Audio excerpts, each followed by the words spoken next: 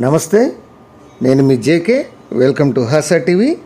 ఆంధ్రప్రదేశ్లో 2 వరుసలుగా ఉన్నటువంటి నెల్లూరు ముంబై జాతీయ రహదారిపై నిత్యం ప్రమాదాలు జరుగుతున్నాయి. 4 వరుసలుగా మార్చాలన్న ప్రతిపాదన ఏళ్ల క్రితం ఉన్న ఆచరణ నోచుకోలేదు. ఇటీవల కూటమి ప్రభుత్వం అధికారంలోకి వచ్చిన తర్వాత ఈ నెల్లూరు ముంబై రహదారిని 4 వరుసలుగా చేసేందుకు ప్రయత్నాలు జరుగుతున్నాయి. దానికి సంబంధించిన వివరాలను ఈ వీడియో ద్వారా వివరిస్తాను. వీడియో చివరిదాకా చూసి ఒక లైక్ ఇచ్చి మీ అభిప్రాయాన్ని కామెంట్ రూపంలో తెలియజేసి మా ఛానల్ని సబ్స్క్రైబ్ చేయండి ఫ్రెండ్స్. ఏపీలో 2 వరుసలుగా ఉన్నటువంటి నెల్లూరు ముంబై జాతీయ రహదారిపై నిత్యం ప్రమాదాలు అయితే జరుగుతున్నాయి. ఈ రహదారిపై 4 వరుసలుగా మార్చాలనేటువంటి ప్రతిపాదన ఎన్నో ఏళ్ళుగా ఉన్నా అది ఆచరణకైతే నోచుకోలేదు. 2008 నుంచి ఇప్పటి వరకు ఈ రహదారిపై వందల మంది మృత్యువాత పడ్డటువంటి సంఘటనలు జరిగాయి. జిల్లా సరిహద్దు నుంచి నెల్లూరు వరకు నెల్లూరు ముంబై జాతీయ రహదారి వచ్చేసి 110 కిలోమీటర్ల పొడవుంది. దాని వెంట మర్రిపాడు, ఆత్మకూరు, సంగం, బుచ్చిరెడ్డిపాలెం, కోవూరు మండలాలకు ఉన్నాయి. ఈ మండలాల పరిధిలో 30 గ్రామాలు ఈ రహదారి వెంట ఉన్నాయి. నెల్లూరు నగరంలో స్వల్ప భాగం ఉంది. రహదారిని 4 వరుసలుగా విస్తరించేందుకు జాతీయ రహదారుల ప్రాధికారిక సంస్థ NHAI ఎటువంటి చర్యలైతే గతంలో తీసుకోలేదు. కానీ ఇటీవల వచ్చినటువంటి కూటమి ప్రభుత్వం దీనికి జాతీయ రహదారి 4 వరుసలుగా చేసేందుకు కొంత ప్రయత్నాలు అయితే చేస్తున్నట్లు ప్రకటించారు అధికారులు.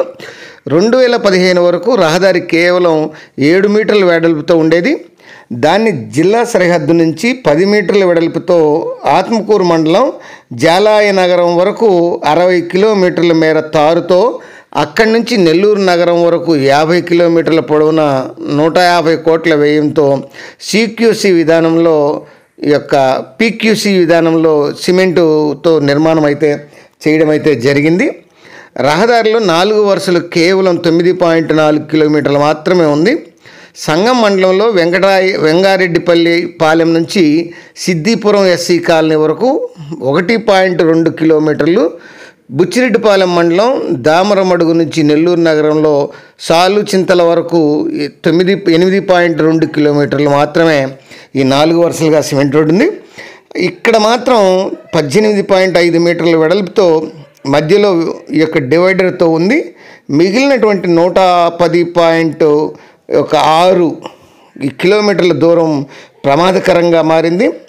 సంబంధిత విభాగం కొందరు అధికారులు కూడా ప్రస్తావిస్తూ ప్రస్తుతం విస్తరణకు ప్రతిపాదనలు ప్రయత్నాలు చేస్తున్నట్లు కూడా చెప్తున్నారు.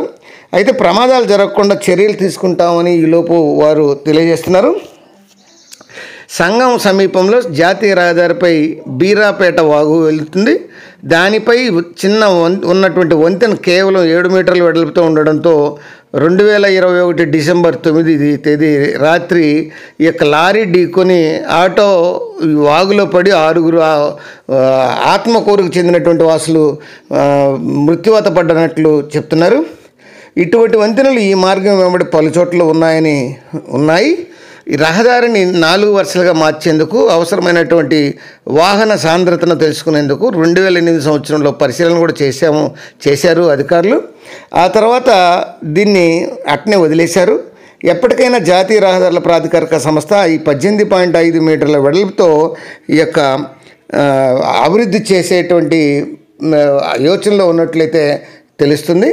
అయితే తాజాగా కూటమి ప్రభుత్వం అధికారంలోకి వచ్చిన తర్వాత ఆత్మకూరు ఎమ్మెల్యే మరియు ఈ దేవాదాయ శాఖ మంత్రి రామనారాయణ రెడ్డితో పాటు ఈ రహదారిని 4 వరుసలుగా విస్తరించే విషయాన్ని ముఖ్యమంత్రి నారా చంద్రబాబు నాయుడు దృష్టికి తీసుకెళ్ళినట్టు, దాన్ని ఏ విధానంలో చేయాలనేది ప్రస్తుతం సర్వే జరుగుతున్నట్టు అధికారులు అయితే చెప్తున్నారు. అది ఫ్రెండ్స్, మరొక అంశంతో మళ్ళీ మీ ముందుంటాను ఫ్రెండ్స్. జై హింద్.